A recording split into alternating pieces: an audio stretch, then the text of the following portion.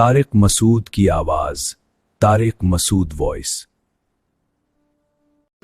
الحمد للہ نحمده ونصلی علی رسولہ الکریم، اما بعد فاعوذ باللہ من الشیطان الرجیم، بسم اللہ الرحمن الرحیم۔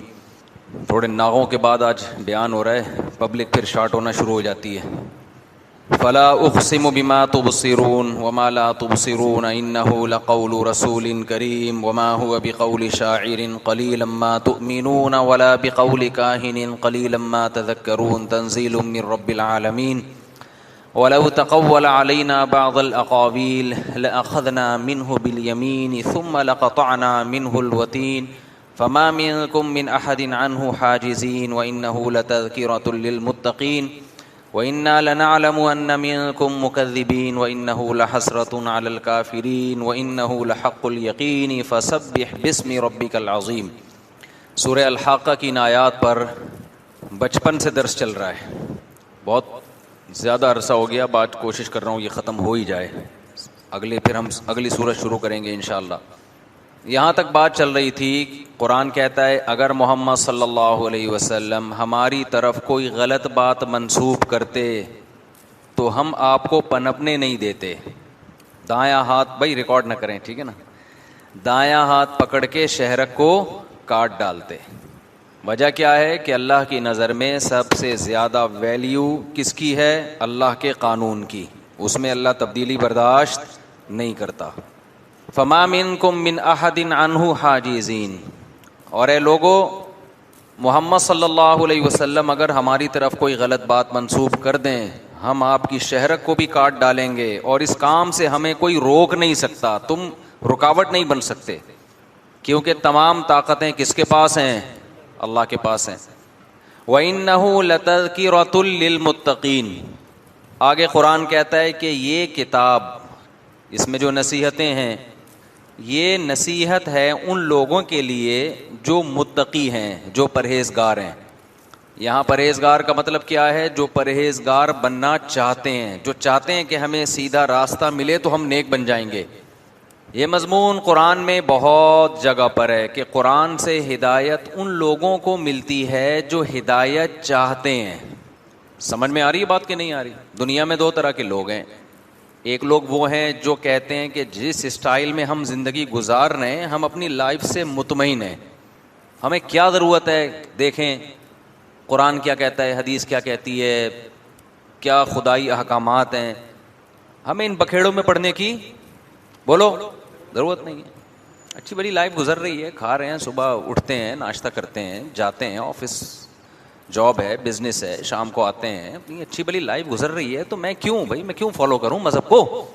میجورٹی کا تو یہی کانسیپٹ ہے نا، رکاوٹیں ڈال رہا ہے مذہب جگہ جگہ، اور آپ کی زندگی کے مزوں کو کرکرا کر رہا ہے۔ کرکرا سمجھتے ہیں؟ مزوں کو کرکرا کا مطلب مزوں کو ختم نہیں کر رہا۔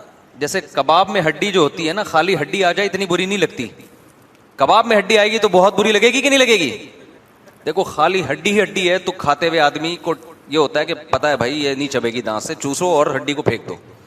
کباب میں ہڈی کا مطلب، آپ کباب کی تو ڈیفینیشن یہی ہے کہ جس میں ہڈی نہ ہو، اس گوشت کو کہا جاتا ہے جو بھون کے مسالے ڈال کے بنایا جائے اور ہڈی اس میں نہ ہو، لہذا اس کو انسان منہ میں رکھتے ہی دبا کے چبانا شروع کر کے نگل لیتا ہے اچانک۔ بیچ میں ہڈی آ جائے تو چیخیں نکلتی ہیں کہ نہیں نکلتی؟ یار مجھے ایسا لگ رہا ہے شاید 2-3 ہفتوں کے بعد درس ہو رہا ہے نا، تو اب لگ رہا ہے کہ ایسا بھول گئے، ایسا لگ رہا ہے جیسے دوبارہ سے پہلی کلاس شروع کر رہا ہوں میں۔ آپ کوفتہ کھا رہے تھے، دیکھو بعض دفعہ کیا ہوتا ہے، ہم کیا کرتے ہیں، مرچیں آ جاتی ہیں، ہری مرچ، اچانک ہری مرچ منہ میں آ گئی، میرے منہ میں تو اچانک ہری مرچ آئے تو مجھے تو خوشی ہوتی ہے، مجھے تو ہری مرچیں پسند ہے نا، لیکن عام طور پہ لوگ پہلے سے توقع نہیں ہوتی کہ اس میں اتنی مرچیں ہوں گی، ایک نوالا منہ میں رکھا، ایک دم ہری مرچ، چیخیں نکل گئیں۔ آپ ویڈیو تو نہیں بنا رہے بھائی؟ اس کو یوں کر دینا اپنی طرف، وہم ہو رہا ہے خامخواہ، یہ کباب میں ہڈی کی طرح ٹینشن دے رہا ہے مجھے تو اس کا رخ اپنی طرف کر لیں، جیب میں رکھ لیں اس کو۔ بعض لوگ یوں پکڑ کے بیٹھے ہوئے ہوتے ہیں ایسے، کہتے ہیں ہم تو ویڈیو نہیں بنا رہے، بھائی ہمیں لگ تو یہی رہا ہے، ایک قانون بنا دیا نا کہ بھائی ویڈیو نہ بنائیں، تو بس اس کو سب فالو کریں۔ تو اب کیا ہے، اسلام کیا کرتا ہے کہ اسلام نے بہت سارے مزے حلال کر دیے، لیکن جیسے کباب کھاتے کھاتے اچانک ہڈی آ جائے تو چیخیں نکلتی ہیں، بھائی یہ کیا ہو گیا، دانتوں میں درد شروع ہو جاتا ہے۔ تو وہ بہت بری لگتی ہے ہڈی. اسلام نے بہت ساری چیزوں کی پرمیشن دے دی, لیکن جگہ جگہ رکاوٹیں کھڑی کر دی ہیں. ہر تھوڑی دیر کے بعد اسلام کا کوئی آرڈر آئے گا اور آپ کو وہ ایسا لگے گا جیسے کباب میں کیا آ گئی ہے, ہڈی آ گئی ہے, یا کوئی اچانک ہری مرچ آ گئی ہے بیچ میں, خطرناک قسم کی. اس سے لوگ کنفیوز ہوتے ہیں. یار لائف کو انجوائے کرو یار. ابھی دیکھو رات کو ہم سوتے ہیں, آج کل تو کراچی میں سوتے ہی اس ٹائم ہے جو اٹھنے کا ٹائم شروع ہوتا ہے. جب فجر کا ٹائم شروع ہو رہا ہے, جو اٹھنے کا ٹائم ہے, اس وقت سونے کا ٹائم شروع ہوتا ہے. انتہائی گہری نیند. اللہ میاں اگر کہہ دیتے کہ تمہیں سونے کی اجازت ہی نہیں ہے, کھانے پینے کی اجازت ہی نہیں ہے, لائف کو انجوائے کرنے کی اجازت ہی نہیں ہے, تو پھر ہڈیاں ہی ہڈیاں ہوتی ہیں. کیا خیال ہے؟ پھر وہ پادریوں والا مذہب ہوتا جو عیسائیوں کا تھا کہ جنگل میں نکل جاؤ, اللہ اللہ کرو, لائف کو بالکل بھی انجوائے کرنے کی کوشش مت کرو. یہ پادریوں کا مذہب تھا. قرآن کہتا ہے وَرَهْبَانِيَّةً ابْتَدَعُوهَا, یہ عیسائیوں نے خود بدعت نکالی تھی عیسائیت میں. اچھا بننے کی کوشش میں نا عیسائیت کا ایسا کانسیپٹ پیش کر دیا کہ تمام لذتوں سے محرومی کا نام عیسائیت رکھ دیا, حالانکہ اللہ نے ان پر یہ چیز فرض نہیں کی تھی. اس کو کہتے ہیں رہبانیت. یہ لفظ یاد رکھ لیں, حدیث میں بھی ہے, اسلام میں رہبانیت نہیں ہے. رہبانیت کا مطلب کیا ہوتا ہے؟ آپ دنیا کی لذتوں سے فائدہ اٹھانا ہی چھوڑ دو. جب بھی مذہب میں اپنی کھوپڑی استعمال کر کے انسان اپنی عقل استعمال کرتا ہے نا, اور مذہب کی جو تعلیمات ہوتی ہیں ان کو ایک طرف رکھ دیتا ہے, تو ہمیشہ گمراہی کی طرف جاتا ہے. عیسائیوں نے دیکھا کہ عیسیٰ علیہ السلام کہتے ہیں زنا حرام ہے, شراب حرام ہے, سود حرام ہے, خنزیر حرام ہے, بہت ساری چیزیں. تو انہوں نے کہا اس کا مطلب ہے کہ اپنے اوپر نا جتنی پابندیاں لگاؤ گے اللہ اس سے خوش ہوگا. تو کچھ اللہ نے کی, کچھ انہوں نے کہا چلو ہم اخپل طریقے سے کرنا شروع کر دیں. زنا حرام ہوا, انہوں نے کہا اس کا مطلب اللہ نہیں چاہتے کہ لوگ عورت کی طرف جائیں, تو انہوں نے کہا ہم نکاح بھی حرام کر دیں گے, بالکل اوائڈ کریں گے عورت سے, ایسی صاف ستھری پاک دامنی والی ان کے خیال میں زندگی گزاریں گے. تو قرآن نے جگہ جگہ کیا کہا, بھائی جیسے حلال کرنا اللہ کا کام ہے, حرام کرنا اللہ کا کام ہے, حلال کا آپشن بھی کس کے پاس ہے؟ اللہ کے پاس ہے. جس کو حلال کر دیا تم حرام نہیں کر سکتے اس کو.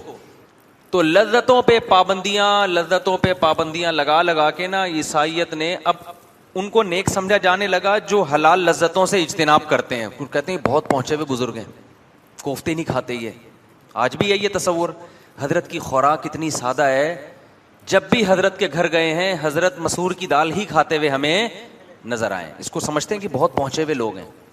آپ سمجھ رہے ہو کہ میں مذاق کر رہا ہوں, حقیقت میں مزاج لوگوں کا یہی ہے کہ جو حلال لذتوں سے بچتا ہے اس کو کیا سمجھا جاتا ہے؟ نیک.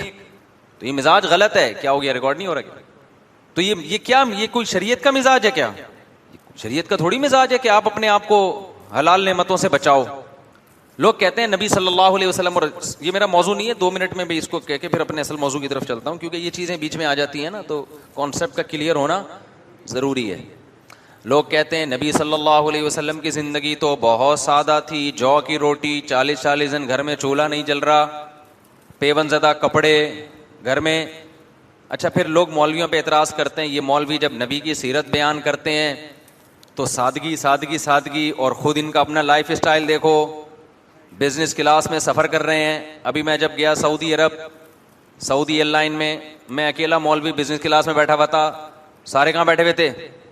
اکانومی میں. مجھے خدا کی قسم شرم آ رہی تھی, میں سوچ رہا تھا ٹکٹ کینسل کروں, میں بھی پیچھے جا کے بیٹھ جاؤں, کوئی پتھراؤ نہ شروع ہو جائے گا. بس مولوی کو دیکھو, ہماری زندگی بزنس کرتے کرتے گزر گئی, ہم اکانومی میں جا رہے ہیں. اس مولوی کا 2 ٹکے کا بزنس ہمیں کہیں نظر نہیں آ رہا, اور جا کس میں رہا ہے؟ بزنس کلاس میں جا رہا ہے.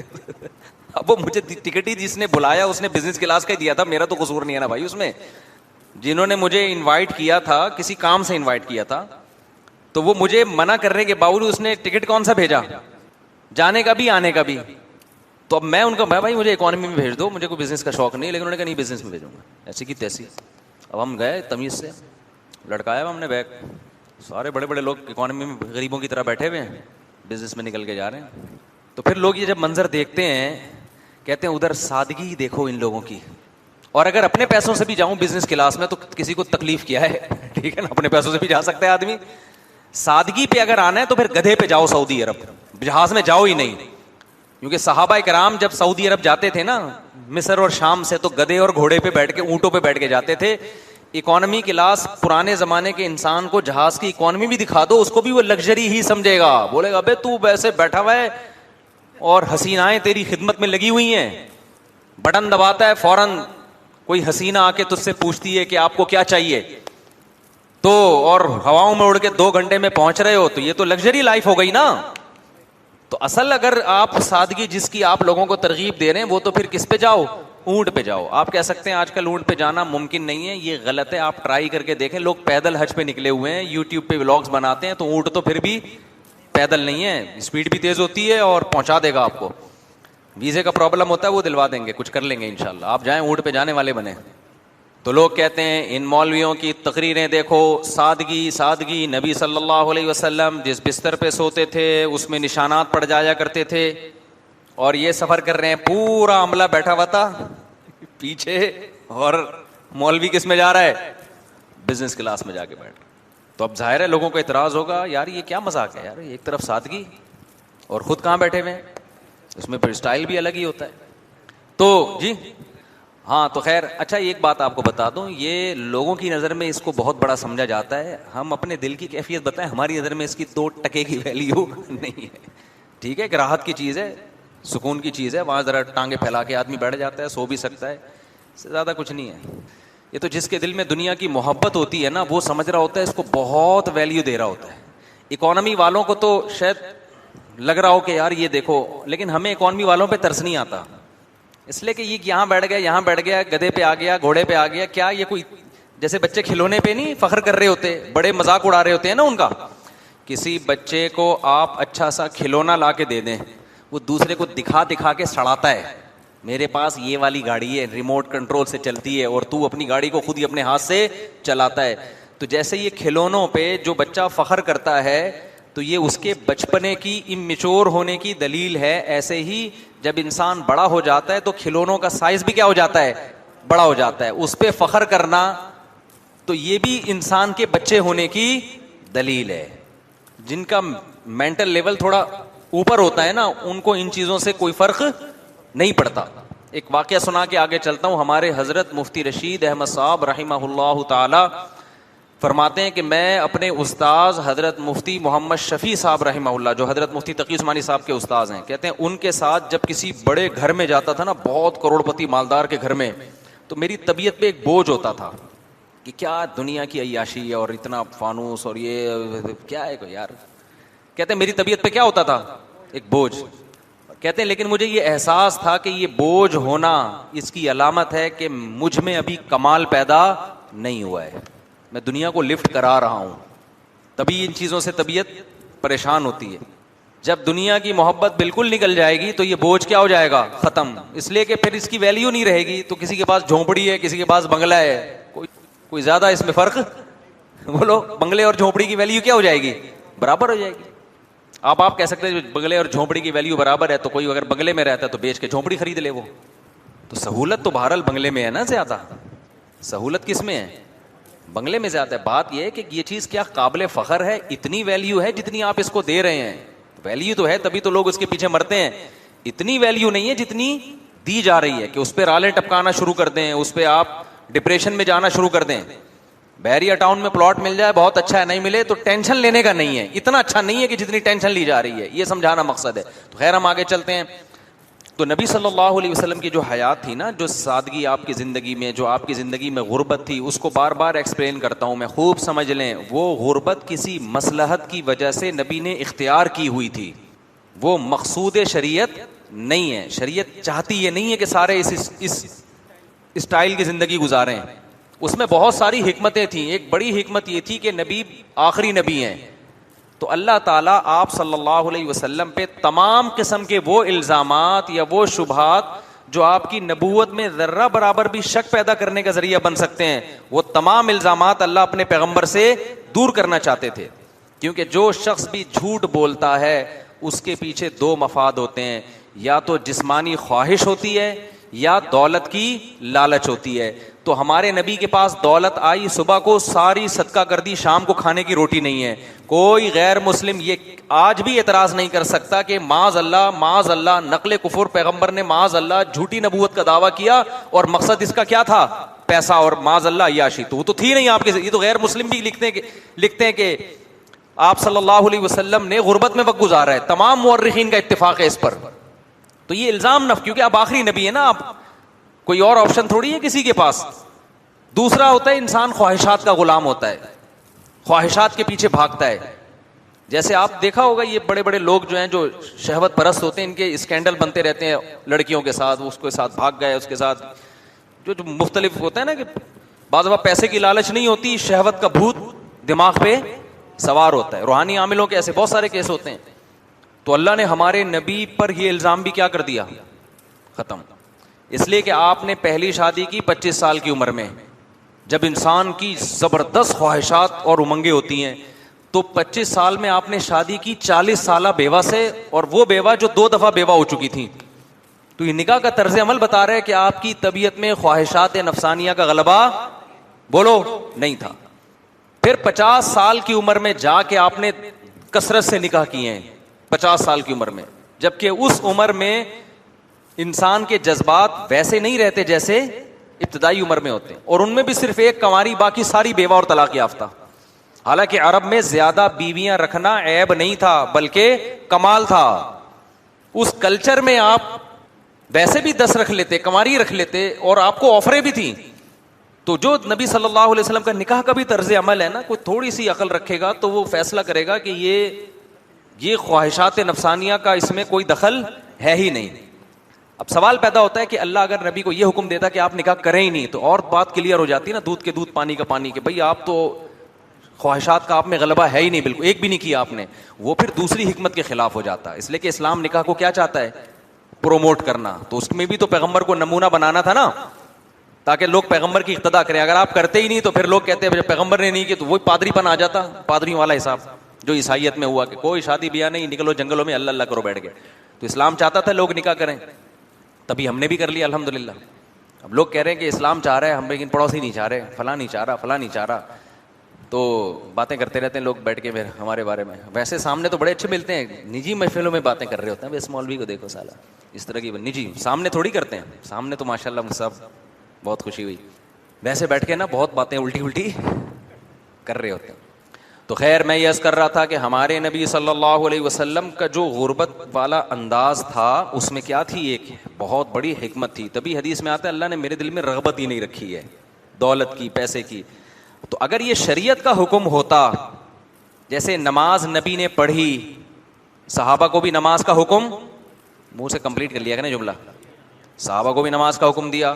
نبی صلی اللہ علیہ وسلم نے روزہ رکھا, صحابہ کو بھی روزے کا حکم دیا. صدقات و خیرات کیے, صحابہ کو بھی صدقات و خیرات کا حکم دیا. لیکن آپ نے خود غربت والی زندگی اختیار کی, صحابہ کو اس کا حکم نہیں دیا. حضرت عثمان مالدار تھے, آپ نے یہ نہیں کہا تمہارا اتنا بڑا بزنس کیوں ہے کہ تم 400 گھوڑے صدقہ کر رہے ہو. جب جو 400 گھوڑے, اس گھوڑا اس زمانے میں لینڈ کروزر تھا, بلکہ BMW تھا وہ, اور اونٹ اس زمانے میں گھوڑے سے بھی اوپر کی چیز تھی. 100 اونٹ, 200 اونٹ.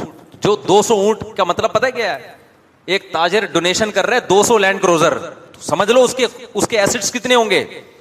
تو ہمارے نبی نے تو نہیں کہا کہ بھائی یہ تمہارے پاس یہ جو اتنا پیسہ آ رہا ہے, تم یہ اتنا کما کیوں رہے ہو, ہیں بھائی.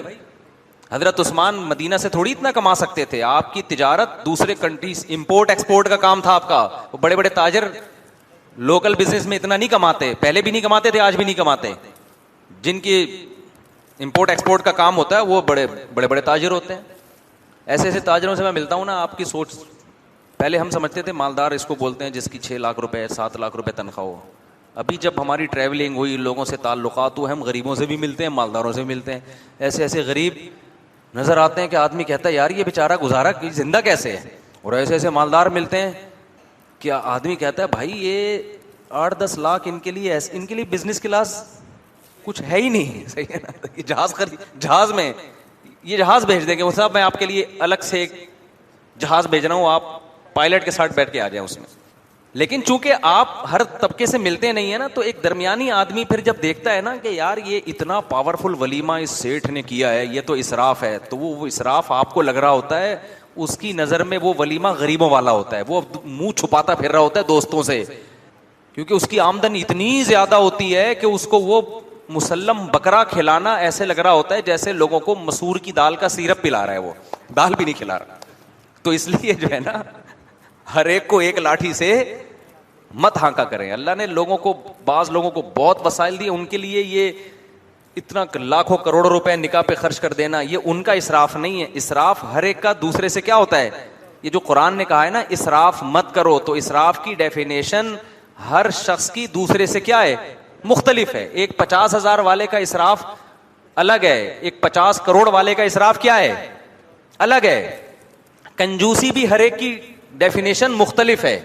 50,000 والا اگر 10 روپے صدقہ نہیں کرتا ہم اس کو کنجوس کہتے ہیں. 50 لاکھ روپے والا تو 10,000 بھی صدقہ کرے گا پھر بھی کنجوس ہے وہ.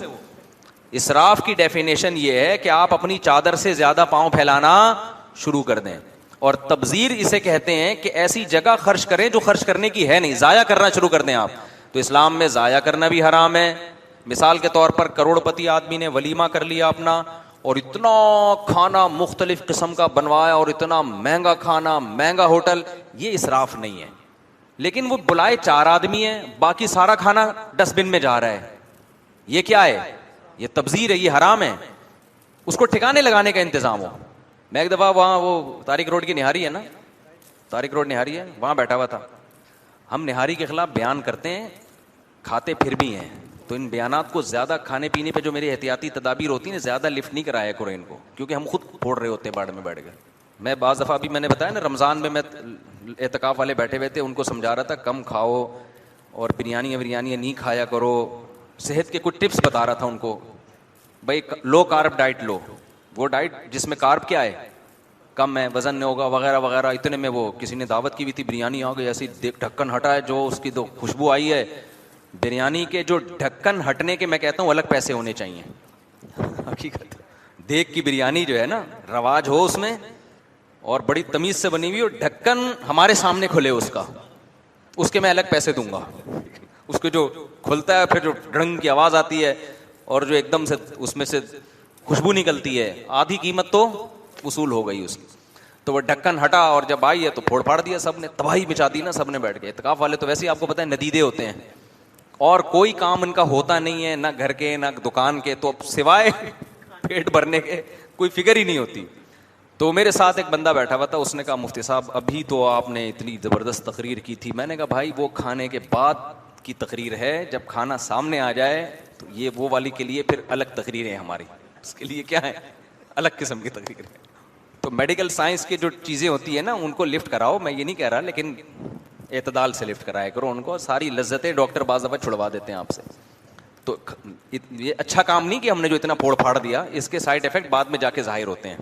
لیکن میری عادت یہ ہے کہ میں جب پھوڑ پھاڑ دیتا ہوں نا تو اگلے وقت میں اس کی تلافی کرتا ہوں میں. لوگ تلافی نہیں کر رہے ہوتے, پھوڑ پھاڑ دیا, پھر صبح پھر ناشتہ پھوڑ دیا, پھر دوپہر پھوڑ پھاڑ دیا, تباہی پر, اور ایک دن دھماکے کے ساتھ دنیا سے چلے جاتے ہیں. تو میں نے اپنا واقعہ بتایا تھا نا, جب ہم نے دبا کے نہاری کھائی رات کو. میں نے گلشن اقبال میں رہتا تھا, میں نے نہاری, نلی نہاری, مغز, اس میں مکھن کا تڑکا لگا کے بیان تھا ہمارا. بیان بہت لمبا ہوا, اس کے بعد اتنا پھوڑا طبیعت سے, بہت مزہ آ رہا تھا نیمبو نچوڑ کے کھانے کا, اپنا مزہ ہے. تو کیا ہوا کہ پھر رات کو جب میں سویا ہوں تو یہاں صبح اٹھا ہوں تو یہاں رکھی ہوئی تھی وہ نہاری ساری, وہ اس نے نیچے جانے سے انکار کر دیا.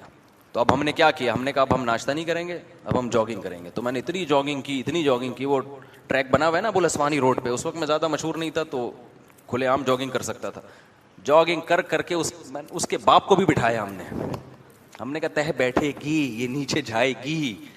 تو اگر کبھی ایسے اوور ایٹنگ میں کرتا نہیں ہوں اتنی, لیکن اس دن ہو گئی تھی, تو پھر اس طرح کرو. اچھا خیر, تو وہ جلدی سے واقعہ, یہ سارے واقعات میں کسی وجہ سے سنا رہا ہوتا ہوں. واقعہ برائے میرے پاس واقعات بہت ہیں اپنی زندگی کے, تو وہ آپ کے فائدے کے نہیں ہیں. دلچسپی تو ہوگی, فائدہ نہیں ہوگا, تو میں وہی سنا رہا ہوتا ہوں جس کا کیا ہو, فائدہ ہو.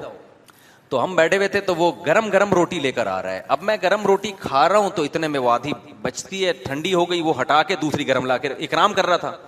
مجھے غصہ آیا, میں نے کہا یار یہ تو رزق کو ضائع کر رہے ہو آپ, یہ ضائع ہو گیا نا رزق, کہ جب تک روٹی گرم ہے آدھی کھائی, وہ آدھی ٹھنڈی ہو گئی, تو اب مزید گرم آئے گی اور یہ آدھی ضائع. میں نے کہا بھائی یہ تو غلط ہے. کہہ رہے نہیں آپ گرم کھائیں. میں نے کہا ہم گرم کھائیں, یہ آدھی کیوں ضائع, یہ اسراف کا مطلب سمجھ آ رہا ہے. خیر اس نے کہا مصعب ہمارے پاس ٹھکانے لگانے کی جگہیں بہت ہیں. تو پھر میں نے کہا پھر ٹھیک ہے. وہ آدھی روٹی پر وہ ضائع نہیں کی ان لوگوں نے, ان کے پاس ٹھکانے لگانے کا انتظام ہے. اب جب انتظام ہے تو پھر گرم گرم ہی کھاؤ, ٹھیک ہے نا.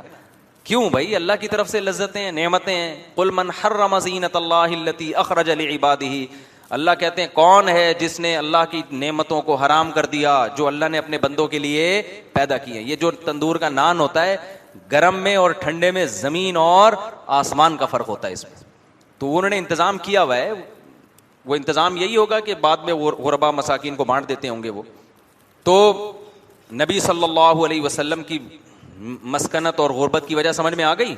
یہ آپ صلی اللہ علیہ وسلم کی اختیاری تھی, اس میں اور بہت ساری حکمتیں تھیں, ابھی میں اس سب کی بات نہیں کرتا. بڑی حکمت یہی معلوم ہوتی ہے سرسری غور سے. تو آپ صلی اللہ علیہ وسلم نے حضرت عثمان کو نہیں منع کیا. عبد الرحمن ابن عوف بہت مالدار صحابی تھے.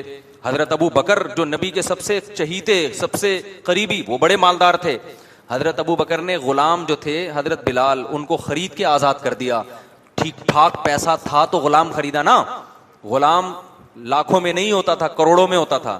ہم نے جامعۃ الرشید میں ایک مرتبہ صحابہ کرام میں جو مالدار صحابہ تھے نا, ان کے پاس جو ذخائر تھے اور اثاثے تھے, آج کے دور کے لحاظ سے اس گولڈ اور سلور کی ہم نے جو ویلیو نکالی وہ اربوں میں بنتی تھی, اربوں میں. کسی کے 5 ارب روپے کے اثاثے, کسی کے 6 ارب روپے کے اثاثے ان کے پاس, اور اسی سے وہ بزنس کرتے تھے. تو اس سے صاف پتہ چلتا ہے کہ اسلام جائز لذتوں پہ پابندی نہیں لگاتا. لہذا کوئی مولوی اگر بزنس کلاس میں سفر کر رہا ہے تو بالکل ٹینشن لینے کی ضرورت نہیں ہے.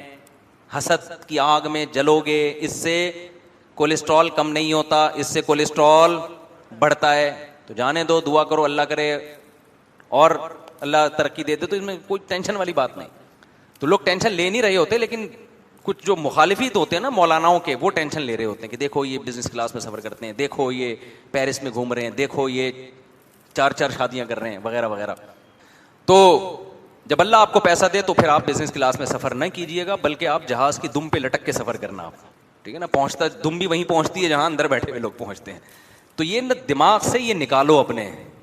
ہمیں شریعت اسی کو سمجھنا ہے جس کو اسلام نے کیا کہا ہو, شریعت کہا ہو. اسلام نے جو حکم دیا ہے بس اس سے آگے بڑھنے کی کوشش مت کرو, اللہ سے آگے نہ نکلو.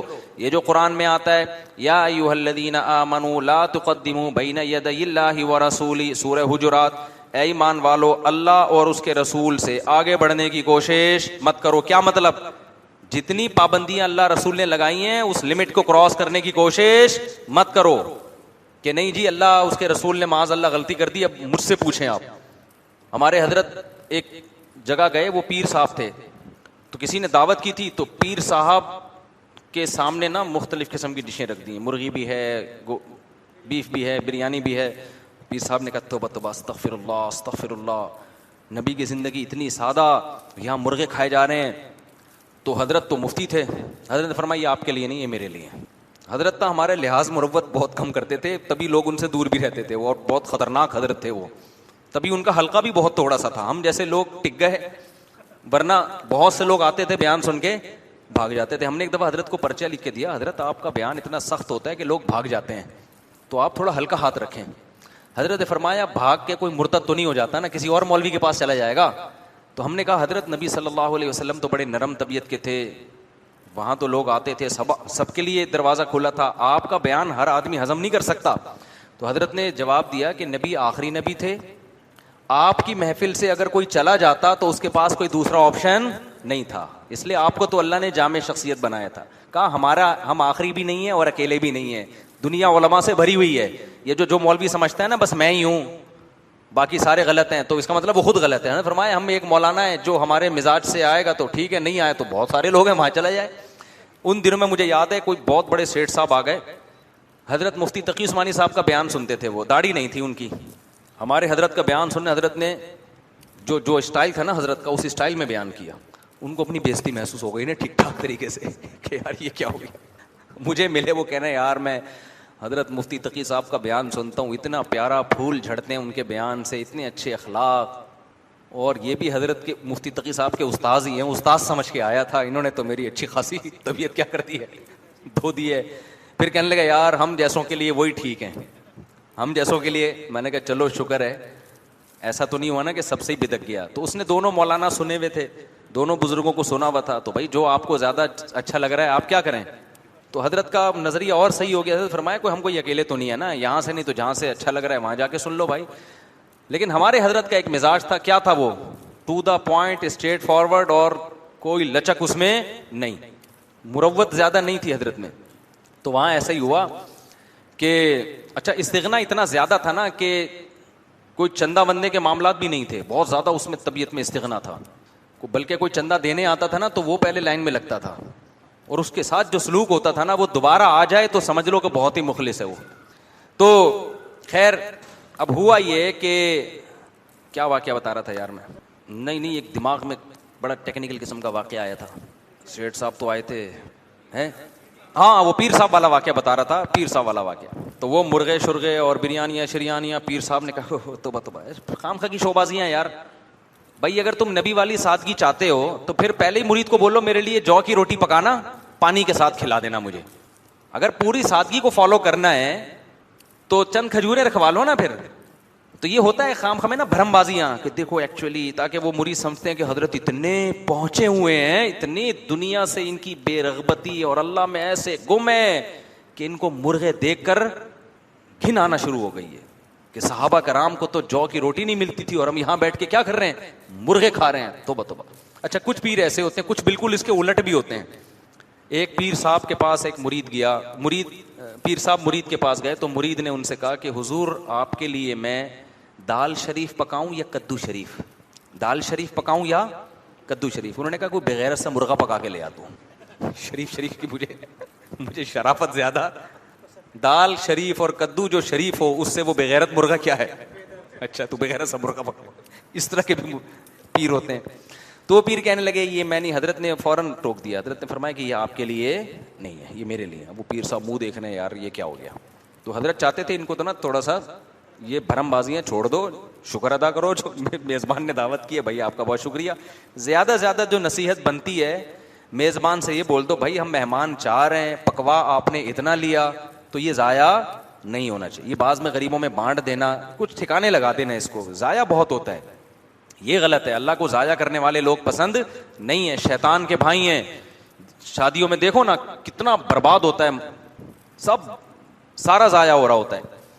تو اللہ میاں کیا چاہتے ہیں, ہاں میں کباب میں ہڈی کی مثال سے میں نے شروع کیا تھا.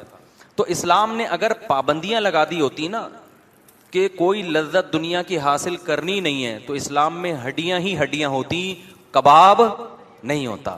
اور اگر اسلام نے ساری لذتوں کو حلال کر دیا ہوتا, پابندیاں ہی نہ لگائی ہوتی جیسے انگریزوں نے, ان کے یہاں نائٹ کلب بھی ہے, ان کے یہاں شراب بھی ہے, ان کے یہاں گرل فرینڈ بھی ہے, ان کے ہاں بچوں کی ٹینشن بھی نہیں ہے, ساس سسر کی ٹینشن بھی. ہمارے یہاں جھگڑے ہوتے ہیں, بہو نے ساس سے تمیز سے بات نہیں کی, اس پہ بڑے بڑے مسائل کھڑے ہوتے ہیں, پھر تمیز سکھا رہے ہوتے ہیں ہم بیٹھ کے, دیکھو تمہیں یہ بولنا چاہیے تھا, ساس کو آگے سے یہ بولنا چاہیے تھا.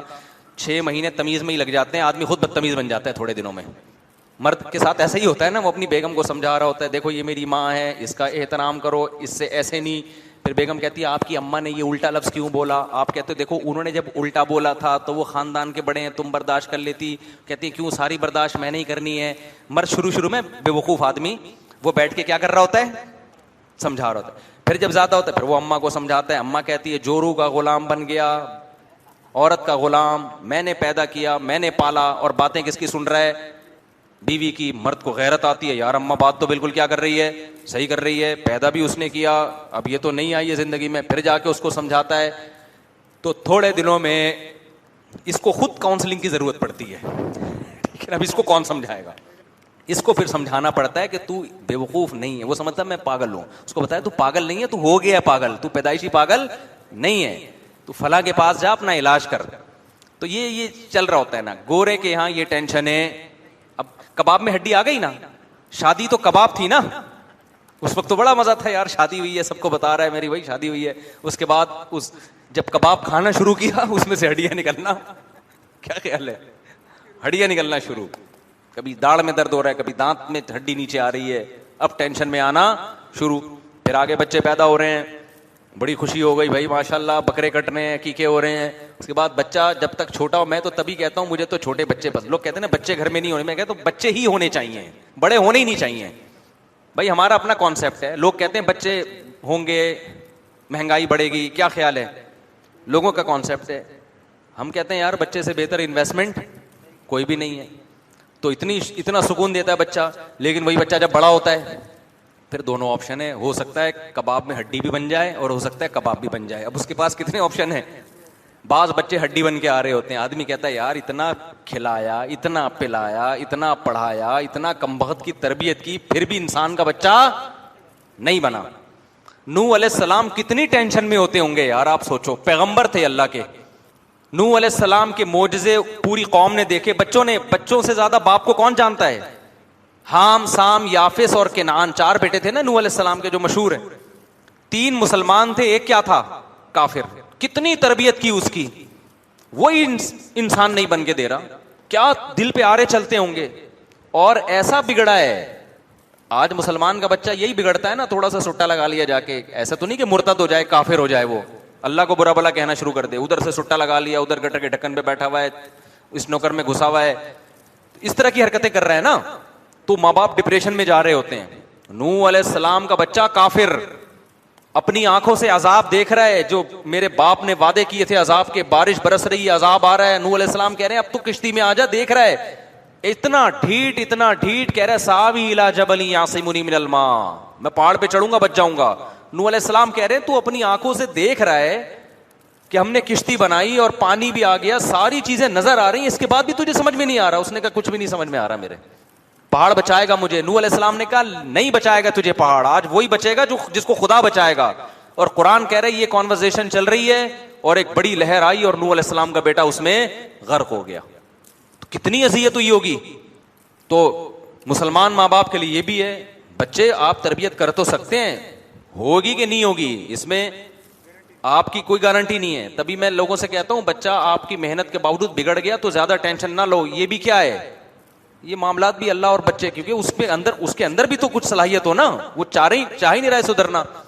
قرآن کہتا ہے انلزمکموہا وانتم لہا کارہون, جو ہدایت نہیں چاہتا ہم ہدایت اس کو تھوپتے نہیں ہیں. یہ اللہ کی عادت نہیں ہے. آپ کے بچوں میں جو بچہ انسان کا بچہ بننا چاہے گا اس کو اللہ بنائیں گے, جو نہیں چاہے گا تو باپ کے نیک ہونے سے وہ بچہ نیک نہیں ہوگا. پیغمبر ہونے سے بچہ نیک نہیں ہوا تو عالم مفتی بزرگ ہونے سے کہاں سے نیک ہوگا. اس سے بھی پتا چلا کہ بچوں کو دیکھ کے ماں باپ سے بدگمان نہ ہوا کرو. لوگ میرے پاس شکایتیں لا رہے ہوتے ہیں, فلاں بزرگ اتنے بیانات ان کے اتنے نیک, گھر کا ماحول تو ٹھیک کر نہیں سکے. تو میں کہتا ہوں بھائی گھر میں وہ ہو سکتا ہے تبلیغ کرتے ہو نہیں چلتی ہو, گھر میں ہو سکتا ہے نہیں چلتی ہو. تو کہتے ہیں پھر چھوڑ کیوں نہیں دیتے بیوی کو. بھائی چھوڑنے کے سائڈ افیکٹ کیا ہوتے ہیں, بعض دفعہ اور زیادہ ہوتے ہیں. ان کو پتا ہے چھوڑ دیا تو اور مصیبت کھڑی ہو جائے گی.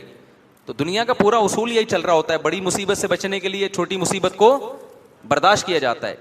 تو اس لیے کبھی کسی اہل اللہ, کسی نیک آدمی کے بچوں کو دیکھ کے, بیوی کو دیکھ کے کہ بیوی پردہ نہیں کرتی, ماڈرن ہے, یا جھوٹ بولتی ہے, یا چوریاں کرتی ہے, یا بچے بگڑے ہوئے ہیں, تو اس سے دیکھ کے گھر کے سربراہ سے بدگمان مت ہوا کرو. سمجھتے ہو عین ممکن ہے وہ انسان کا بچہ بنانے کی کوشش کر رہا ہو, نہیں بن رہے ہو.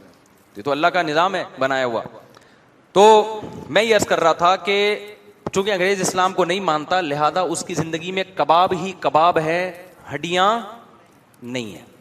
تو گرل فرینڈ کا سسٹم ہے, ساس بہو کی ٹینشن کیا ہو گئی. انگریزوں کے کبھی پھڈے ہوتے ہیں کہ میری وائف میری والدہ سے, مدر سے اس طرح سے بات کر رہی, وہ کہتے ہیں کیا یہ ہوتا کیا ہے, یہ کیا مطلب اس کا. سسر تو سیٹ اپ ہی ختم ہو گیا نا. فادر جب ہے ہی نہیں تو ان لا کہاں سے آیا. فادر ان لا تو ایک الگ اسٹیپ ہے نا, جو بغیر لا والا فادر ہے, جو حقیقی فادر ہے, جو صرف قانونی باپ نہیں ہے, جو سچی مچی کا باپ ہے, وہی کسی کے یہاں ہے کسی کے یہاں نہیں ہے. تو ان لا والا تو بہت, دیکھو جانوروں کے سچی مچی کے باپ بھی نہیں ہوتے, جو لیگل باپ جس کو کہتے ہیں. گدھے کا ہوتا ہے, بار بار میں مثال دیتا ہوں, گدھے کا باپ کسی کو نہیں پتا ہوتا. تو فادر ان لا کہاں سے آ گیا گدھے کا. فادر ان لا ہوگا کہ یہ گدھی ہے تو یہ گدھی کا چونکہ باپ ہے تو یہ اس گدھے کا کیا بن گیا. تو گدھا بولے گا کہ میں گدھا ہوں, میرا سچی مچی کے باپ کا کسی کو پتا نہیں ہے, تبھی تو میں گدھا کہلاتا ہوں. تو فادر ان لا کا کس کو پتا ہوگا. تو ہمارے ہاں تو سچی مچی کے باپ سے زیادہ ٹینشن کس کی ہوتی ہے عورت کے لیے, فادر ان لا کی ٹینشن بھی ہوتی ہے کہ اس کے حقوق ادا کر رہی ہے کہ نہیں کر رہی, اس کو اپنے باپ جیسا سمجھ رہی ہے کہ نہیں. کبھی وہ ظلم کر رہے ہوتے ہیں, کبھی یہ. تو یہ ساری کباب میں کیا ہیں, ہڈیاں ہیں, جو انگریزوں کے ہاں نہیں ہوتی. کباب ہی کباب ہوتے ہیں, ہڈی ہوتی نہیں ہے. لیکن ایک بات آپ کو بتاؤں, انگریزوں کے ہاں کباب میں پھر ایک ہی ہڈی آتی ہے ٹائٹ والی, صحیح ہے نا, وہ ہڈی ہے کہ ہڈی ہے نہیں, لیکن اس کباب ہی کو اللہ ہڈی بنا دیتے ہیں اس کے لیے. یعنی ٹینشن فری زندگی بھی ٹینشن سے بھرپور ہوتی ہے, تبھی لٹکتے بہت ہیں, خودکشیاں بہت کرتے ہیں جا کے. اور یہ بڑی ٹینشن ہے کہ ٹینشن کی کوئی وجہ نہ ہو پھر بھی انسان کس میں جائے, ڈپریشن میں. آپ کہہ سکتے ہو بھائی یہ کیسے ہو سکتا ہے یار ہم لوگوں سے صبح شام ملتے ہیں, ملاقاتوں کے ٹائم دیتے ہیں, تو میرا خیال ہے تھوڑی بہت ہمیں بھی نالج ہو گئی ہوگی. کتنے لوگ آتے ہیں ٹینشن کی کوئی وجہ نہیں ہے, پھر بھی کس میں پیسہ ہے, بلا وجہ کی ٹینشن کے چھن نہ جائے, ختم نہ ہو جائے. ابے بھائی تیرا بزنس چل رہا ہے, کیوں ختم ہوگا؟ کہنے بھائی لاشعوری خوف اندر سے کیا کر رہا ہے, کاٹ رہا ہے کہ ختم نہ ہو جائے. صحت ہے, لاشعوری خوف ہے کہ یہ صحت ختم نہ ہو جائے, ایک بلا وجہ کی نا, بلا خام خا کی, اور بلا وجہ کی ٹینشن ہے. تو انگریز کے پاس جو ٹینشن ہوتی ہے وہ وجہ سے نہیں ہوتی, وہ کیا ہوتی ہے وداؤٹ وجہ. آ جائے تو پھر تو بالکل ہی پاگل ہو جاتا ہے وہ. کوئی وجہ آ گئی نا ٹینشن کی, سب کی بات نہیں کر رہا لیکن بہت بڑا مسئلہ ہے ان ملکوں میں. تو جو دین سے جتنا دور ہوگا, اس میں کباب میں ہڈی نہیں بھی ہو تو کباب ہی کیا بن جائے گا اس کے لیے, ہڈی. لیکن ظاہراً اول نظر میں اسلام میں کباب ہے, اس کے ساتھ ساتھ ہڈیاں ہیں, اور غیر اسلام میں کباب ہی کباب ہے, ہڈی نہیں. تو اب میں آپ اصل مثال کی طرف آتا ہوں کہ دیکھو اسلام میں مزے ہی مزے ہوتے تو ہڈی نہ ہوتی, اور سارے مزے حرام ہوتے کہ کوئی لذت والی زندگی نہیں گزارنی آپ نے تو ہڈیاں ہی ہڈیاں ہوتی. تو اسلام نے کیا کیا, پابندیاں لگا دی ہیں. بہت ساری لذتیں ہیں لیکن اس میں بیچ بیچ میں کیا ہیں, پابندیاں, ہڈیاں. تو وہ اچانک منہ میں جب آتی ہے تو انسان کو کیا ہوتی ہے, تکلیف ہوتی. آپ سو رہے ہو, یہ کباب ہے بڑی, جیسے یہ بھی سو رہے ہیں ماشاءاللہ, دیکھو بیان میں اب یہ کباب چل رہا ہے ان کا, اب میں نے ان کو اٹھا دیا, یہ کیا آ گئی, ہڈی آ گئی. بہترین مثال ہمارے سامنے کباب کی اور ہڈی کی آ گئی. ہم جب مدرسے میں پڑھتے تھے نا تو ہماری نیند بعض دفعہ پوری نہیں ہوتی تھی. ایک تو مدرسے کا ماحول اتنا سکون کا ہوتا ہے, ویسے ہی نیند بہت آتی ہے. تو دوپہر کی کلاس چل رہی تھی, ہم 4 طالب علم بیٹھے ہوئے تھے استاذ کے سامنے, مجھے بہت شدید نیند آ رہی تھی, میں سو گیا. اب پھر استاذ مجھے اٹھاتے, پھر میں اٹھتا, پھر مجھے نیند آ گئی, پھر میں سو گیا. تو میرے ساتھ ایک بڑا دلچسپ واقعہ ہوا, میں سویا, کراچی کے حالات خراب چل رہے تھے. یہ خوابوں کا آپ کو بتا رہا ہوں کہ خواب میں نا بعض دفعہ جو چیز انسان سوچ رہا ہوتا ہے وہی آتی ہے, وہ اس کی کوئی تعبیر نہیں ہوتی.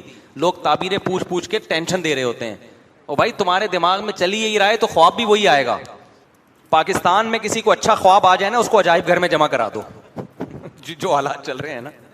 تو اس لیے برے خوابوں کی تعبیریں پاکستان میں پوچھنے پر گورنمنٹ کو چاہیے پابندی لگا دے, کیونکہ جو حالات چل رہے ہیں سیاسی سطح پہ, اٹک پٹک پی ٹی آئی والا, مسلم لیگیوں کو جو برا بلا کہہ رہے ہیں, مسلم لیگی پی ٹی آئی والوں کو, پھر صحافیوں کی تقریریں سنو, کوئی فوج کو, کوئی اسٹیبلشمنٹ کو, سب ایک دوسرے کا گلا کھینچ رہے ہیں, اور خبر آتی ہے پیٹرول 20 روپے کیا ہو گیا, مہنگا ہو گیا.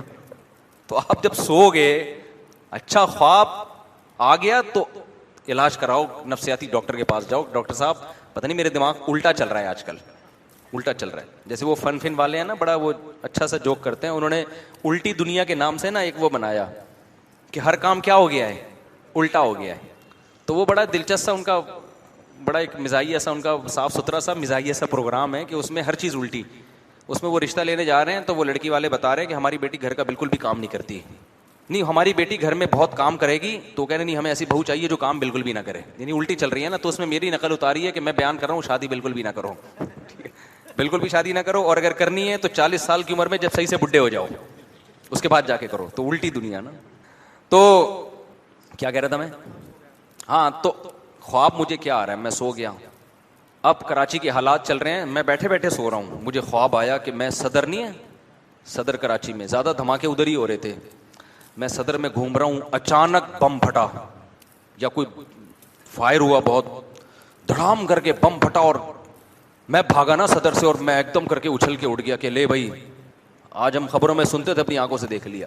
پتہ چلا کہ بم نہیں پھٹا, ہمارے استاذ نے نا وہ میز پہ ہاتھ مارا زور سے مجھے جگانے کے لیے.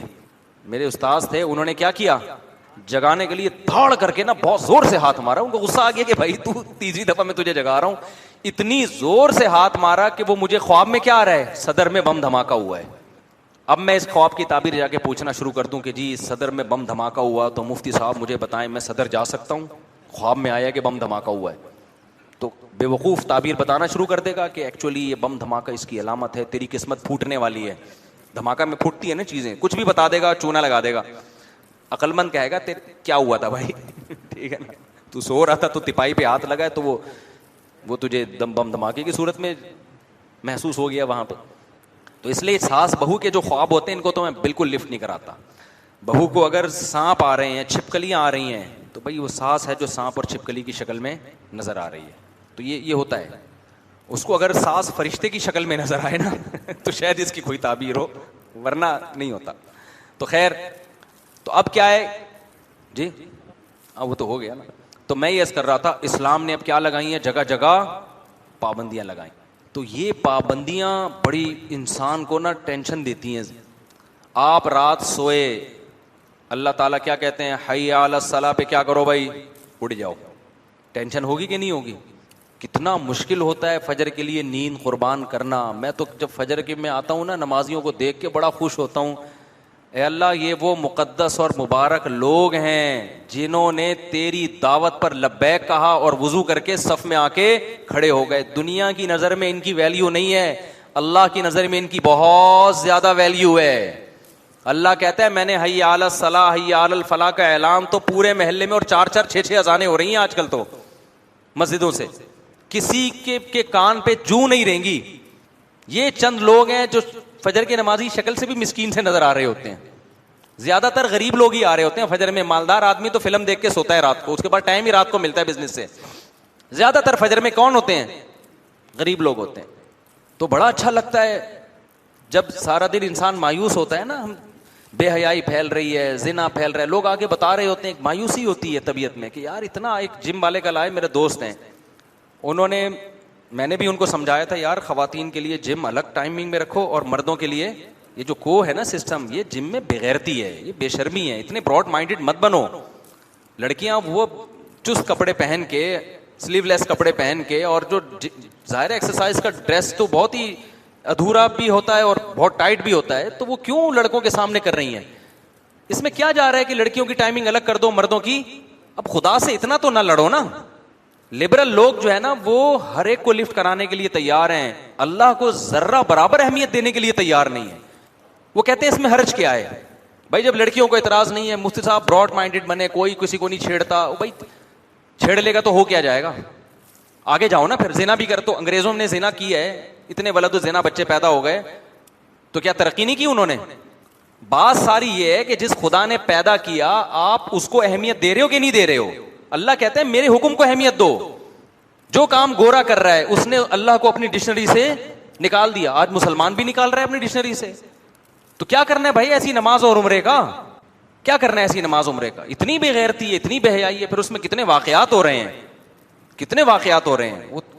جو لڑکیاں جا رہی ہیں، میں بدگمان نہیں کر رہا کسی کی بیوی جا رہی ہو اور وہاں مرد اور عورتیں اکٹھے ہوں، لیکن اعتماد ختم ہو رہے ہیں ایک دوسرے پہ. شوہر کو بیوی پہ اعتماد ختم ہو رہا ہے، عورت کو مرد پہ اعتماد ختم ہو رہا ہے. عورت کو پتا ہے میرے مرد کو 20 قسم کی عورتیں ملتی ہیں، پتہ نہیں کس کس سے تعلقات ہوں گے. مرد کو پتا ہے یہ 20 قسم کے مردوں سے اس کی سلام دعا ہو سکتی ہے.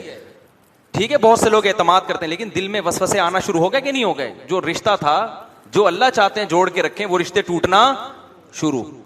اب تو ایسے ایسے کیسز آ رہے ہیں. میں جم ٹرینر کو سمجھا رہا تھا، میں نے کہا بھائی ہمارے پاس پہلے کیسز آتے تھے ساس بہو کے جھگڑے، اب کیسز آ رہے ہیں کہ میاں بیوی کے جھگڑے ہو رہے ہیں. کس بات پہ؟ شوہر کو شک ہو گیا کہ یہ اس کے کسی سے تعلقات ہیں. یہ بہت زیادہ معاملہ خرابی کی طرف جا رہا ہے. وہ جھگڑے قابل برداشت تھے، یہ قابل برداشت نہیں ہے کہ نہ عورت کو شوہر پہ اعتماد، نہ شوہر کو عورت پہ. تو یہ کو سسٹم جو ہے نا، یہ تباہی بربادی کی طرف لے کے جا رہے ہیں ہم کو. جس کے دل میں خدا کا خوف ہوگا، صرف پیسے کی ہوس نہیں ہوگی. ہم جم کھولنے سے تھوڑی منع کر رہے ہیں بھائی آپ کو، ہم تو ترغیب دے رہے ہیں کہ کام کرو یہ، تاکہ لڑکوں کو کوئی پازیٹیو ایکٹیویٹی ملے، وہ جا کے یہ موبائلوں کی جان چھوڑیں، جم میں آئیں، ورزش کریں. لیکن تھوڑی سی تو غیرت کر لو یار، تھوڑی سی غیرت کر لو. تم مسلمان ہو، تم نے کلمہ پڑھا ہے، تم مانتے ہو کہ خدا کو ہم نے جواب دینا ہے. تو ہم یہ بھی نہیں کہہ رہے کہ لڑکیوں کے لیے کھولیں ہی نہیں. ہم کہہ رہے ہیں لڑکیوں کی ٹائمنگ الگ کر دو، لڑکوں کی ٹائمنگ الگ کر دو. اتنا تو خدا کو مان لو نا. اس میں تھوڑا سا پیسوں کا نقصان ہوتا ہے تو ہونے دو بھائی, حرام ہی کمانا ہے, اگر غلطی کرنا ہے تو بندوق اٹھاؤ, لوگوں سے مال چھیننا شروع کر دو پھر. نہیں جی. تو وہ میرا دوست ہے بیچارہ, میں نے اس کو سمجھایا, وہ مانتا ہے الحمدللہ, اس نے الگ سسٹم کیا, لیکن اس نے کہا مفتی صاحب لڑکیوں میں بے حیائی اتنی پھیل گئی ہے, لڑکیاں اس کو ایکسیپٹ نہیں کر رہی ہیں. شرم کس میں, بغیرتی اب مردوں سے زیادہ کس میں آ رہی ہے؟ خواتین میں آ رہی ہے. کہہ رہے ہم نے ایک ہفتے کے لیے جم بند کیا کہ گھر مزدور آ کے نا رینوویٹ کر رہے ہیں اس کو, کچھ کام تھا مزدوروں کا, تو ہم نے کہا مزدور آئیں گے اندر کام کریں گے, تو خواتین سے ہم نے اتنا کہہ دیا ایک ہفتہ آپ چھٹی کر لیں اور یہ جب ریپیئرنگ پوری ہو جائے گی تو پھر آ جائیں. انہوں نے کہا نہیں ہم انہیں کی موجودگی میں کر لیں گے, ہمیں چھٹی نہیں کرنی. مزدور کھڑے ہوئے ہیں, آپ کی ڈریسنگ کیا زیادہ اس پہ نہیں آدمی بات کر سکتا. تو جب خدا کا خوف بالکل نکل جائے میرے بھائی, تو اضافات الحیاء ففعل ما شئت. تو ٹھیک ہے لڑکیاں جا رہی ہیں, شرم نکل رہی ہے, اس شرم نکلنے سے سوسائٹی کا بھی بیڑا غرق ہوگا.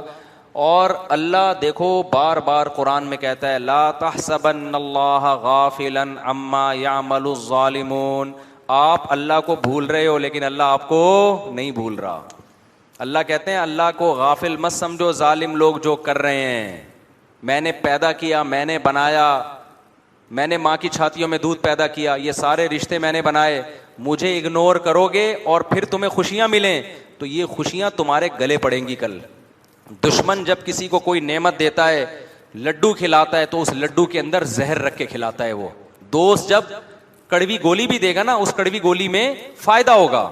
اور دشمن جب کسی کو لڈو بھی کھلا رہا ہے تو انسان, عقل مند انسان, اس لڈو کھاتے ہوئے 100 دفعہ سوچتا ہے کہ یہ لڈو میرے دوست نے نہیں کھلایا, یا کس نے کھلایا ہے؟ دشمن نے. اللہ نافرمانوں کا دشمن ہے, اللہ کو محبت فرما برداروں سے ہے. تو جو آپ گناہ کر کے نعمتوں کو حاصل کر رہے ہو, یہ نعمتیں, یہ نعمت نہ سمجھو, اس میں زہر چھپا ہوا ہے. خدا کیسے, اللہ قرآن میں کہہ رہا ہے ام نجعل المتقین کالفجار, جو گناہوں سے بچتے ہیں اور جو گناہ نہیں کرتے, جو گناہ کرتے ہیں اور جو نہیں کرتے, کیا دونوں میری نظر میں برابر ہو سکتے ہیں کیا؟ ایک عورت پردہ کرتی ہے, غیر مرد کے سامنے نہیں آتی, کیوں؟ کس کا حکم ہے بھائی؟ خدا کا. اور ایک کھلے عام مردوں کے سامنے ایکسرسائز کر رہی ہے. دنیا تو کہے گی انٹی بڑی لبرل ہیں, وہ یہ براڈ مائنڈڈ ہیں, یہ کوئی تنگ ذہن نہیں ہے ان کا, اچھے اخلاق کی, ہر ایک سے مسکرا کے بات کرتی ہیں. دنیا تو تعریفیں کرے گی. جس خدا نے پیدا کیا ہے بھائی, پوری سورہ نور اس نے نازل کر دی, سورہ حجاب نازل کر دی, اور اس کو حکم دیا کہ یہ مرد غیر محرم ہے, ان کے سامنے زینت کو ظاہر نہیں کر سکتی. وہ اس خدا کی آیتوں کی آپ دھجیاں اڑا رہے ہو. تو ایسی صحت اچھی ہو بھی جائے, فٹنس جو خواتین کی فٹنس کی فکر کر رہی ہیں, تو کیا بڈھی نہیں ہوں گی ایک دن, چہرے پہ جھریاں نہیں پڑیں گی, پھر کوئی لفٹ نہیں کرائے گا. یہ تھوڑے دنوں کی جوانی ہے جو اللہ تعالیٰ نے رنگینیاں پیدا کر دی ہیں. اور میں بار بار خواتین کو ایک بات کہتا ہوں, مرد دیر سے بوڑھے ہوتے ہیں, عورت پہ بڑھاپا. غصہ بہت آتا ہے بعض خواتین کو جو بیان نہیں سن رہی, ان کو میری یہ بات سن کے کہ ہمیں برائی کر رہا ہے. وہ بھائی یہ گراؤنڈ ریئلٹی ہے. جب اللہ نے عورت کو حسن زیادہ دیا ہے تو چھینتا بھی جلدی ہے, مرد کو حسن کم دیا ہے لیکن چھینتا جلدی نہیں ہے. ہم نے تو 70 سال کے بھی لوگ دیکھیں بالکل فٹ فاٹ, ایسے لگتا ہے بالکل کوئی کمزوری ہے ہی نہیں. میرے والد صاحب 63 سال کی عمر میں اتنے پاورفل تھے ماشاءاللہ, چال سے کوئی کہہ بھی نہیں سکتا تھا ان پہ بڑھاپے کے کوئی اثرات ہیں. وہ تو ہارٹ اٹیک ہوا, صحت وحت کا خیال نہیں کرتے تھے, فوجی تھے, بس وہ ان کو بلڈ پریشر چیک کرنے کا شوق ہی نہیں تھا, ٹھیک ہے نا, بی پی ہائی رہتا تھا. ڈاکٹروں نے کہا, انہوں نے کہا یار کوئی بات نہیں یار. تو میں نہیں کہہ رہا کہ ایسا کرنا چاہیے, لیکن ویسے بڑے صحت مند تھے, چال ڈھال. اور لیکن آپ کسی 60 سال کی عورت کو دیکھو, وہ کیا ہو جاتی ہے. میرے والد صاحب کے نہ چہرے پہ جھریاں تھی, اس 63 سال میں دانت سارے سفید چمکدار, وہ پٹھان, اصلاً تم پٹھان ہے نا, اور ایسے گھنی داڑھی اور آواز میں وہی پاور. کہیں سے بھی بڑھاپے کے کوئی دور دور کے اثرات کم از کم مجھے نظر نہیں آتے تھے. مردوں میں بہت سارے ایسے ہوتے ہیں. حکیم سعید صاحب 78 سال کی عمر میں 78 ایئرز اولڈ تھے, روزانہ 1 گھنٹہ لانگ ٹینس کھیلتے تھے. وہ معذرت کے ساتھ, کھیلنے سے پہلے معذرت نہیں کرتے تھے, یہ معذرت میں بتاتے ہوئے کر رہا ہوں کہ آپ کو لگے گا یار یہ کیسی باتیں کر رہا ہے. 1 گھنٹہ کیا تھا, لانگ ٹینس. آپ 10 منٹ کھیلو لانگ ٹینس تو دماغ سیٹ ہو جاتا ہے آدمی کا. وہ 1 گھنٹہ کھیلتے تھے. تو مردوں میں اگر صحت کا خیال رکھیں بہت دیر تک چلتے رہتے ہیں. عورت کا جو حسن و جمال ہے اچانک ڈھلنا شروع ہوتا ہے. تو عورت کو تو اور زیادہ احتیاط کرنی چاہیے کہ بھائی پاک دامنی عفت کے ساتھ وقت گزارو, اب میاں کی محبتیں لو, اولاد پیدا کرو, پھر بڑھاپے میں خاندان ہو تمہارا. جب ایج ایک تھوڑی سی بڑھتی ہے, جوانی میں عورت کو عزت اس کے حسن و جمال کی وجہ سے بہت جگہوں پہ مل رہی ہوتی ہے. انٹی بڑی خوبصورت ہے, سب لفٹ کرا رہے ہوتے ہیں, آپ بیٹھ جائیں میں کھڑے, ایسا ہی ہوتا ہے نا. میں یہ سامان وہاں تک پہنچا دیتا ہوں وغیرہ وغیرہ. لیکن جو 40 50 45 سال 50 سال کے بعد جو عزت ملے گی وہ حسن و جمال کی وجہ سے نہیں ملے, وہ بزرگی کی وجہ سے ملے گی. تو وہ عزت اولاد اور شوہر دیتا ہے کہ میرے بچوں کی کیا ہے. یہ انسان کا بچہ ہوگا تو عزت دے گا, نہیں ہوگا تو نہیں دے گا. لیکن میجورٹی تو میرا خیال ہے انسان کے بچے ابھی مارکیٹ میں چل رہے ہیں. خرابی اتنی نہیں آئی ہے ہماری سوسائٹی میں کہ عورت بوڑھی ہو جائے تو مرد اس کو لفٹ کرانا چھوڑ دے. کچھ لوگ ہوں گے لیکن میجورٹی بھائی بچوں کی کیا ہے. یہ ماں ہے, زندگی اس کے ساتھ گزارتی. ہمارے ایک جاننے والے تھے, انہوں نے دوسری شادی کی جوان خاتون سے. اب پہلی بیوی کے ساتھ ان کی زندگی 30 سال گزری, دوسری نے آتے ہی پتہ نہیں کچھ مسائل کھڑے کر دیے. ان کو غصہ آتا تھا. اچھا دوسری تانے دیتی تھی کہ یہ پہلی والی تو بڈھی ہے, اس کو تم کیوں لفٹ کرا رہے ہو. میرے پاس کیس آیا تو مجھے کہنے لگے مفتی صاحب اس پہلی والی نے غم, غربت, بھوک سارا کچھ برداشت کیا میرے ساتھ 30 سال. تو اب میں یہ تو نہیں کہ یہ نئی والی کی وجہ سے اس کو اگنور کرنا شروع کر دوں. ٹھیک ہے دونوں کے حق ملیں گے تو اس کو بھی پراپر ٹائم دیں گے ہم. میں نے کہا یار بندہ کیا ہے, جیسے بغیرت قسم کے لوگ بھی ہمیں صبح شام الحمدللہ مل رہے ہوتے ہیں. 100 بغیرتوں کے بعد ایک غیرت مند ملتا ہے نا تو وہ بیلنس کیا ہو جاتا ہے, برابر ہو جاتا ہے. خوشی ہوتی ہے کہ چلو یار تھوڑے سے. ورنہ جو شادی بیاہ کے معاملات میں جو معذرت کے ساتھ جو بغیرتی کا ریشو ہے وہ تھوڑا سا غیرت سے کیا ہے. بس میں زیادہ نہیں اس پہ جاؤں گا, پھر وہ بغیرتی کے واقعات سناؤں گا تو آپ کہیں گے اچھا ہم تو پتہ ہی اتنے بڑے بڑے, ہم تو تھوڑے سے ہیں, یہ تو اتنے بڑے بڑے بغیرت پڑے ہیں. تو اس سے بعض دفعہ نا وہ غلط, یعنی ہم سب اس میں شامل ہیں بھائی, میں کوئی کسی کو برا نہیں کہہ رہا. خیر تو کیا بات کر رہا تھا میں, جلدی سے بات کو سمیٹوں. ابے یار آپ کو بٹھایا ہوا کس لیے, جہاں سے بیان کنٹینیو چل رہا ہوتا ہے نا وہیں سے کریں, اذان بھی ہونے والی ہے, اس کو جلدی سے کمپلیٹ کرنا ہے. ہاں تو میں یہ کہہ رہا تھا کہ بھائی وہ جو جم ٹرینر تھے ان سے میں نے کہا کہ یار, اس نے کہا بھائی یہ خواتین بھی بہت سی نہیں چاہ رہی ہیں, اور یہ مالدار گھروں کی خواتین میں یہ مسئلہ کیا ہے زیادہ ہے, جن کے پاس کپڑوں کے پیسے زیادہ ہوتے ہیں کپڑے انہی کے پاس نہیں ہوتے, ان میں زیادہ مسئلہ ہی ہے. ان کو ذرا اپنی دولت دکھانی ہے اور تھوڑی نمائش کرنی ہے. میں پھر بھی نیتوں پہ شبہ نہیں کر رہا, بعضوں کو اس سے کوئی غرض نہیں ہوتا کہ مرد دیکھ رہا ہے کہ نہیں دیکھ رہا. ان کو مرد کے سامنے اپنی باڈی کو ایکسپوز کرنا بھی مسئلہ, وہ اتنی براڈ مائنڈیڈ ہوتی ہے کہ ہمارے مسائل ہی نہیں ہیں. او بھائی آپ کے نہیں ہیں, اسلام کے تو ہیں نا مسائل. اسلام پابندی لگا رہا ہے, کسی وجہ سے لگا رہا ہے نا. اپنی خواہشات پر اسلام کو کیا کرو, ترجیح دو. بھائی اللہ نے منع کر دیا, ختم. دیکھو کوئی انگریز ہمارے سامنے خنزیر کا گوشت لا کے رکھ دے, ہم فوراً کیا کہتے ہیں, بھائی یہ حرام ہے, ہم نہیں کھاتے, ہم مسلمان ہیں ہم نہیں کھاتے. اب انگریز ہم سے پوچھے کیوں نہیں کھاتے, ہم کہیں یہ ناپاک ہے. انگریز کہے صرف سے دھو کے کھا لو. انگریز کیا کہے گا, صرف سے دھو کے کھا لو. ہم کہیں نہیں پھر بھی ناپاک رہے گا. انگریز کہے کہ کیوں ناپاک رہے گا, اس میں کیا ہے, کہ بیٹ لگی ہوئی ہے, اس میں گوبر لگا ہوا ہے, بدبو بھی نہیں آ رہی, سونگ کے دیکھو, اور اگر تھوڑی بہت آ رہی ہے تو وہ ٹیسٹ گین نہیں ہوا ابھی آپ کا, ٹھیک ہے نا, تھوڑے دن کھاؤ گے تو نہیں آئے گی, ہمیں تو نہیں آتی, آپ کو کیوں آ رہی ہے. یہ بحث کبھی ختم ہو سکے گی قیامت تک, کوئی لاجک پیش کرو گے. آخر میں آ کے کہنا پڑے گا بھائی ہم کیا ہیں, مسلم ہیں, خدا کا حکم ہے حرام ہے, تو ہم بھی کیا کہیں گے, حرام. تو انگریز کہہ گا اتنی لمبی بحث کرنے کی ضرورت کیا تھی, پہلے بول دیتے.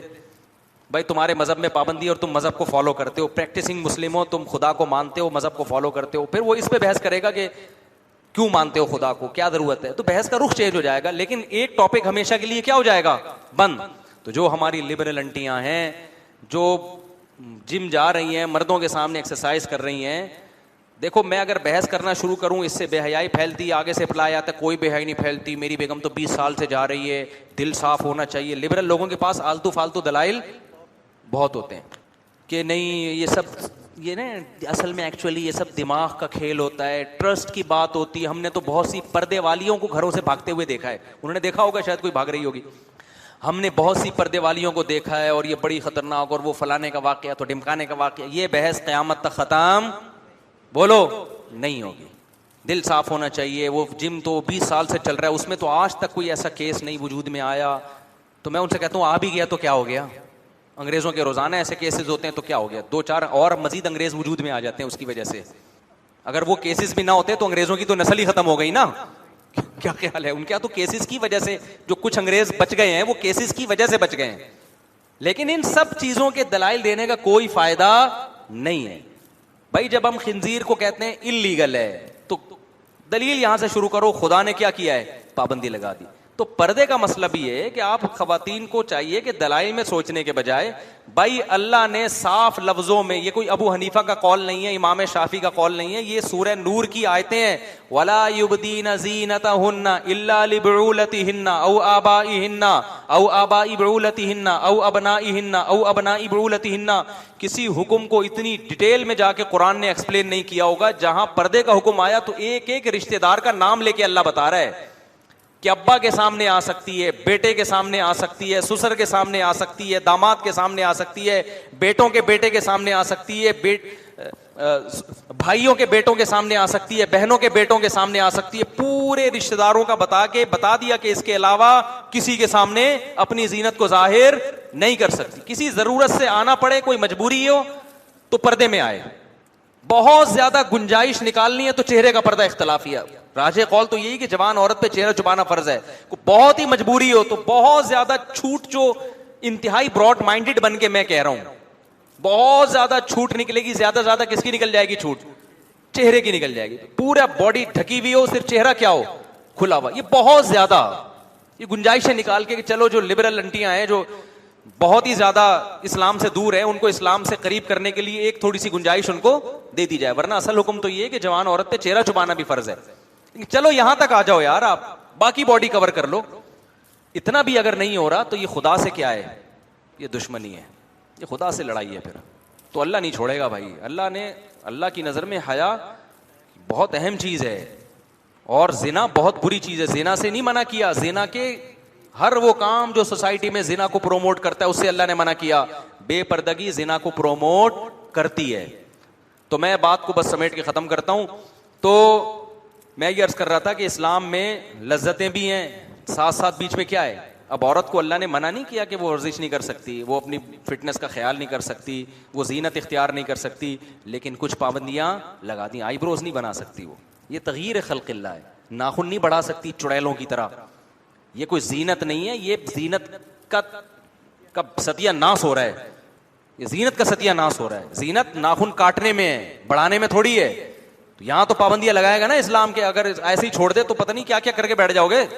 آڑے تھے تو وہ تو انگریزوں نے زینت کرتے کرتے نسلیں ہی بگاڑ دی ہیں. عورت مرد بن گئی, مرد عورت بن گیا, پھر بیچ کی چیزیں آ گئی مارکیٹ میں.